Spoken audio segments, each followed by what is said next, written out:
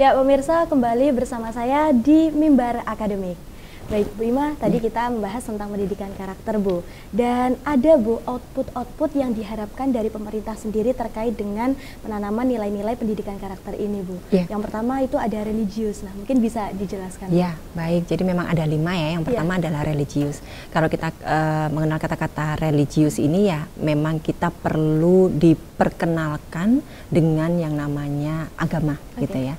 Di Indonesia juga diakui agama, kemudian juga anak-anak ini tumbuh kembangnya perlu dibalut dengan tata aturan dari agama apa yang dipilih gitu kan. Nah, mengapa begitu? Karena sebetulnya di dalam agama ini kita dilatih untuk bertindak laku yang baik, bertingkah laku yang baik, kemudian bagaimana berinteraksi dengan orang lain, dan itu bisa diberikan teladan dari orang tua sejak kecil.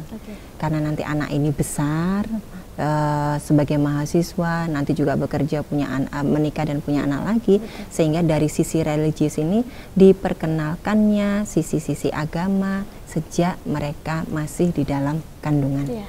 Ya, jadi religius ditujukan seperti itu. Mau dipakai terus jadi benteng kita sampai nanti akhir. Gitu. Contohnya Bu, kayak anak kecil mengaji, itu juga sebenarnya salah satu ini dari penanaman nilai karakter betul, itu juga karena ya, kan dua ya tugas kita itu. Kalau misalkan di dalam Muslim itu mengaji dan mengkaji. Jadi tidak hanya kita lafalkan saja Al-Quran itu, tetapi juga di dalamnya itu internalisasi pesan-pesannya itu dikaji. Sehingga anak kecil ini tidak kemudian hanya seolah-olah dipaksa atau disuruh sholat, atau disuruh mengaji, atau disuruh berzikir. Cuma makna di balik zikir itu apa? Nah, itu yang kita maksud dengan mengkaji. Sebetulnya ini adalah memang mulai orang tua mulai menerangkan, memperkenalkan tentang apa-apa saja yang ada di Islam. Karena ini kita pilih contoh sebagai agama Islam. Berikut juga agama-agama yang lain. Iya, dan selain religius ada juga nasionalis. Nah, seperti apa itu Bu? Kalau nasionalis karena kita hidup di Indonesia, berarti kita memiliki pedoman kita di Indonesia yaitu Pancasila. Sejak kecil kita perlu diperkenalkan, makanya melafalkan Pancasila ini mulai dari TK sudah diajarkan ya, mulai dari PAUD gitu. Bagaimana kita berketuhanan, bagaimana kita jadi sesuai dengan nilai-nilai Pancasila ya, bagaimana kita saling memperlakukan manusia satu dengan manusia yang lain, kita menggunakan rasa persatuan ketika kita ada masalah kita berasa sebagai satu kesatuan. Kemudian juga dalam mengambil sebuah keputusan kita perlu ada mufakat, dan itu tujuannya juga harus keadilan. Sebetulnya nilai-nilai itu adalah nilai-nilai nasionalis yang perlu diperkenalkan sejak kecil, sehingga apapun profesinya, apapun kegiatannya, apapun kompetensi yang dimiliki, itu dia tetap berlandaskan dari nilai-nilai Pancasila tadi. Menjadi seseorang yang nasionalis, cinta dengan Indonesia. Iya, betul sekali. Jadi itu juga salah satu cara agar anak-anak muda di Indonesia tidak terjerumus ke hal-hal yang mereka hal-hal yang negatif, mereka cinta dengan negaranya begitu, sehingga mereka siap mengabdi untuk negaranya, siap untuk memajukan negaranya, siap untuk kompetensi-kompetensi yang dia punya itu untuk memakmurkan dia hidup di negara Indonesia. Nah, begitu yang dimaksud dengan nasionalis. Karena memang kan kita lihat Bu, ada di berita-berita TV, mahasiswa ada yang malah menolak Pancasila, seperti itu juga ada ya Bu ya? Sebetulnya ini tentunya ada ya faham-faham yang mungkin tidak setuju gitu ya, tetapi karena kita dididik untuk kita hidup di Indonesia, kita perlu menghormati bagaimana pahlawan-pahlawan sebelumnya berdarah-darah untuk menciptakan kemerdekaan ini, kita perlu sangat menghargai. Dan bagaimana cara kita menghargai adalah kita memiliki karakter yang baik, kita mengenang jasa para pahlawan, dan juga tentunya kita memberikan yang terbaik untuk negara. Betul, nasionalis ya Bu ya. Selanjutnya ada juga integritas. Iya, integritas kita artikan sebagai kita bertanggung jawab, kita memiliki dedikasi yang baik, kita juga loyal pada tempat di mana kita harus mengabdi. Nah, ketika kita bisa bertanggung jawab terhadap perilaku kita, kita juga memiliki dedikasi dan loyalitas yang besar Misalkan saya nih bekerja di IAIN begitu kan, berarti saya memang harus punya integritas yang tinggi. Saya harus menjaga nama baik IAIN, saya harus menjaga nama baik Indonesia, saya harus menjaga nama baik diri saya sendiri dan keluarga.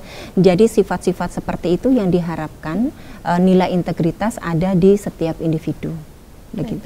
Iya, ada juga mandiri, Bu. Ya, mandiri. Sebetulnya setiap orang, setiap anak ya, diciptakan untuk kelak dia bisa mandiri, hidup mandiri, bertanggung jawab terhadap dirinya sendiri. Termasuk teman-teman ketika kuliah seperti ini kan, bagaimana caranya nanti ketika lulus bisa mandiri gitu ya dengan kehidupan. Jadi mandiri ini diartikan seseorang memiliki sikap dan perilaku yang bijak untuk menuntun dirinya sendiri, berinteraksi dengan orang lain dan tidak merugikan orang lain, atau bahkan kalau bisa lebih dia bisa membantu orang lain. Ketika dia bisa mandiri, otonomi terhadap dirinya dan kemudian dia mencintai dirinya, menghargai dirinya, kemungkinan besar dia juga akan bisa menghargai orang lain juga. Mandiri, mampu bertanggung jawab pada dirinya sendiri. Pilihannya gitu ya, itu bijak, seperti yang saya sampaikan tadi ya, ketika dia bisa berpikir, mengeluarkan keputusan yang baik, dan keputusan-keputusan yang mandiri ini adalah keputusan-keputusan yang sudah difikirkan sebelumnya, dan intinya harus bisa bermanfaat untuk dirinya sendiri dan juga orang lain. Iya. Yang terakhir Bu, ada gotong royong kebersamaan. Ini menjadi kekhasan Indonesia ya sebetulnya ya. Jadi bahasa gotong royong itu kalau saya membayangkan itu ketika kita punya sebuah situasi, sebuah masalah ataupun sesuatu yang perlu kita selesaikan, kita sebagai makhluk sosial itu akan lebih cepat menyelesaikannya kalau dibantu oleh orang lain. Termasuk hari ini nih ketika kita berdua yang ada di depan kamera, di belakang layar banyak sekali yang membantu gitu ya. Kalau nggak gotong royong kan nggak bisa. Nah sehingga pemikiran manusia atau pemikiran individu atau mahasiswa tentang dibalik kesuksesan seseorang ada pihak-pihak support system yang itu bergotong royong untuk menciptakan sosok ini. Sehingga dia tidak kemudian lupa diri gitu ya, seperti kayak kacang lupa sama kulitnya gitu kan. Jadi pendidikan karakter yang seperti ini yang kita kita latihkan. Di balik Anda yang sukses, banyak support system yang ada di kanan kiri. Jadi hargailah mereka, hargailah kerjasama ini, sehingga ya kita menghasilkan sebuah kompetensi itu dengan lebih bermanfaat untuk orang lain. Betul sekali. Selanjutnya Bu, kalau menurut Ibu Ima sendiri, sejauh ini Bu di Indonesia negara kita atau minimal IAIN Kediri lah Bu, tempat kita belajar menuntut ilmu, Ibu Ima juga mendidik. Nah, seperti apa Bu sejauh ini penanaman nilai karakter yang sudah diterapkan? Iya, kita sudah punya kode etik dosen, kita sudah punya kode etik mahasiswa begitu ya, dan kode etik ini ya para staf dan karyawan juga. Jadi seluruh sivitas akademika ini sudah punya panduan gitu ya, bagaimana kita beretika di kampus. Nah, tentunya penanaman-penanaman itu kan aturannya begitu ya. Internalisasinya adalah sebuah proses yang panjang, mulai dari mahasiswa masuk sampai dengan mahasiswa keluar. Mulai dosen masuk sampai nanti dosen pensiun gitu, ataupun karyawan juga. Dan di tengah-tengah ini adalah proses yang kita saling membantu. Kayak tadi ya, saling bergotong royong tadi. Kita saling mengingatkan kalau ada salah, dan legowo kalau kita memang harus perlu dibetulkan, karena sejatinya memang ya tadi yang saya sampaikan, kita nggak sempurna. Jadi proses antara yang satu mau memberitahu dan yang satu ikhlas untuk diberitahu, sebetulnya ini yang sedang kita sama-sama sedang kita usahakan. Tentunya tidak hanya di IAIN, tentunya juga di tempat yang lain juga. Iya, betul sekali. Dan harapan Ibu Ima untuk penanaman nilai-nilai karakter untuk selanjutnya Bu, seperti apa harapannya Bu? Baik, dimulai dengan bagaimana proses kalau di kampus kita ketika penerimaan mahasiswa baru itu tentunya kita memperkenalkan nilai-nilai yang ada di IAIN kepada mereka. Inilah wajah IAIN Kediri begitu ya. PBAK gitu ya, saya lupa istilahnya. Nah, pada saat PBAK ini sebetulnya momen yang sangat tepat memperkenalkan ini loh IAIN Kediri. Ini loh dibalik yang bekerja di IAIN Kediri, program-programnya, visi dan misinya. Nilai-nilai apa sih yang diunggulkan di IAIN Kediri, itu yang harus diinternalisasikan ke para mahasiswa yang baru. Kemudian selanjutnya selama proses tadi kita saling bekerja sama, saling mengingatkan. Kemudian yang terakhir feedback itu juga perlu terus evaluasi, itu perlu terus koordinasi evaluasi terus begitu supaya setiap kesalahan segera bisa diperbaiki, setiap yang bagus bisa ditingkatkan, dan yang sudah bagus lagi pasti harus ada manfaatnya untuk masyarakat. Iya, betul sekali. Luar biasa sekali Bu Ima. Kali ini pembahasan kita tentang pendidikan karakter ya Bu ya. Selanjutnya mungkin Ibu Ima ada pesan untuk pemirsa Kakak TV, Bu. Apa ya pesannya ya? Baik, karena kita adalah makhluk digital ya sekarang ya. Mungkin saya lebih mengkhususkan untuk teman-teman semuanya yang mendengarkan di hari ini, cerdaslah ketika kita bermedia sosial, begitu ya.